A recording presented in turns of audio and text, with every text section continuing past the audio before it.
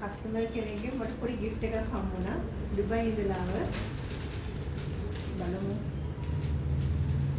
ඊවිල්ලයි dream catcher එක. මොකද මම ඩ්‍රීම් කැචර්ස් වලට ආසයි කියලා කස්ටමර්ට තේරෙන්නේ නැති මොකද මගේ ස්ටුඩියෝ එකේ ඩ්‍රීම් කැචර්ස් තියෙන නිසා. එයාට ඉතින් මාව මතක් වෙලා තියෙනවා ආදරණීය හදවතක් තියෙන කස්ටමර් කෙනෙක්. ඉතින් දුබයි ඉඳලා ලංකාවට අරන් ඇවිල්ලා මේ දැන් මට ගෙනල්ලා දීලා ගියා. ඉතින් ඒක වව්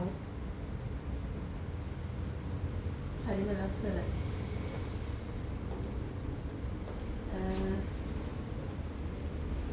සාමාන්‍යයෙන් gift එකක් ලැබෙනවා පළාතවලදී ආස්ම ටයිප් එකේ gift එකක්.